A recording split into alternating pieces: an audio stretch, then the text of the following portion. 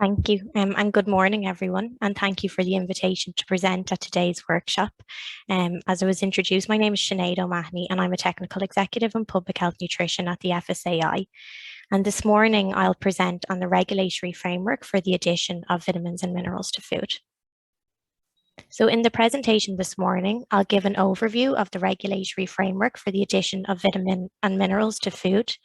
I'll provide an overview of the aim of this legislation, the types and amounts of vitamins and minerals that are permitted. I'll give an overview of the differing rules for voluntary and mandatory fortification. I'll go through the community register on the addition of vitamins and minerals and certain other substances to food. And I'll give examples of vitamin D fortification programs in other EU member states. And at the end, I'll give a quick summary of the rules that I've gone through. So the addition of vitamins and minerals to food are regulated in the European Commission Regulation 1925/2006 on the addition of vitamins and minerals and certain other substances to food. And this European regulation has been directly transposed into Irish law in the Statutory Instrument 376 of 2017. These regulations set out the rules which govern the addition of vitamins and minerals to food. The purpose of the regulation is twofold. The first is consumer protection, and the second is to ensure that the function of the internal market is harmonised and that there's harmonisation of the different rules in force across the EU, particularly in relation to mandatory fortification programmes, which are present in some EU member states and not in others. The legislation sets out when vitamins and minerals can be added to food, and this includes when there is a deficiency of one or more vitamin and/or mineral in the population or specific population groups that can be demonstrated by clinical or subclinical evidence of deficiency or indicated by estimated low levels of intake of nutrients. When the potential to improve the nutritional status of the population or specific population groups and/or correct possible deficiencies in dietary intakes of vitamins and minerals is present due to change. The is when there's evolving general scientific knowledge on the role of vitamins and minerals in nutrition and consequent effects on health.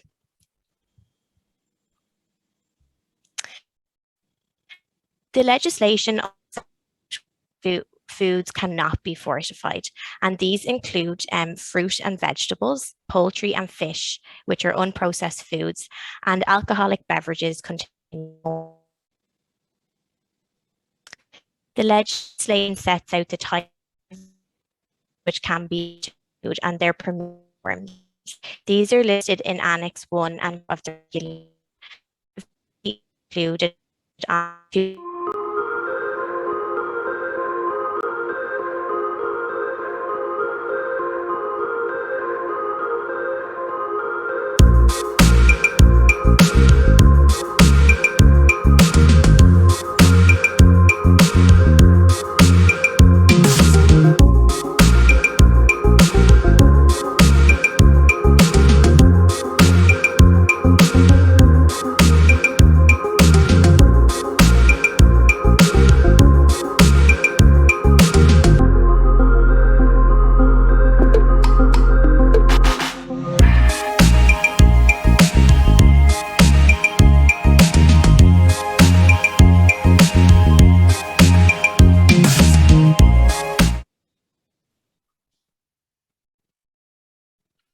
Okay, thanks for that. My apologies. I think I had some connection issues there.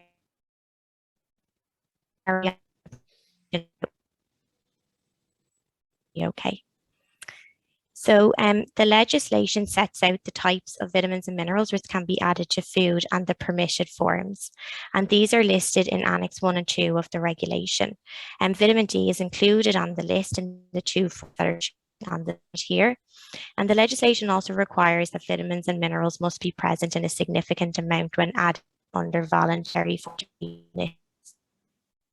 Amount is also described as a minimum amount in the legislation.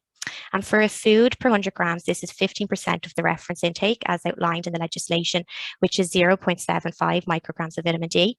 And for beverages, it's 7.5% of the reference intake per 100 mils, which is 0.38 micrograms of vitamin D. And finally, for food sold in single portions, it's 15% of the reference intake, which is 0.75 micrograms of vitamin D. The legislation sets out provisions for setting maximum amounts of vitamins and minerals which can be added to food. And the principle behind setting maximum amounts is that the consumption of the food, including fortified foods and food supplements, should not exceed the safe, tolerable upper intake level of the population as a whole or of the most vulnerable group. And work is underway at EU level to set these maximum amounts, but to date they have not been set. So in lieu of this, in some EU member states, they have national rules and guidance on maximum amounts. The rules for the addition of vitamins and minerals to food also differ when it's a voluntary or mandatory food fortification program. So for voluntary food fortification, it's at the discretion of the food producer to add a vitamin or mineral to the food. And if they do decide to do this, it must be present to at least a significant amount. On the other hand, the mandatory food fortification must be justified by scientific or clinical evidence, and the amount of the nutrient and type of food that will act as the vehicle for delivery must be carefully determined based on population need. There's a community register called the EU Community Register on the addition of vitamins and minerals and certain other substances to foods, which outlines national mandatory fortification programs.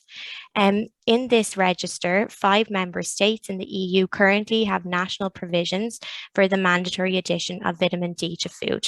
Two of these national provisions are for milk and 3 are for spreadable fats.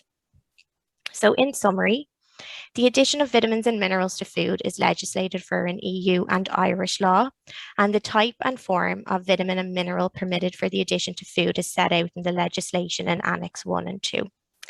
Provisions are made for setting maximum amounts in the EU legislation, but to date these have not been set. And if fortified on a voluntary basis, the nutrient must be present in a significant amount. Considerations for mandatory and voluntary fortification programs differ, and there is precedent for mandatory fortification of foods with vitamin D in the EU. So I'd like to thank my colleagues at the FSAI who work in this area and who assisted in compiling this presentation for the workshop this morning.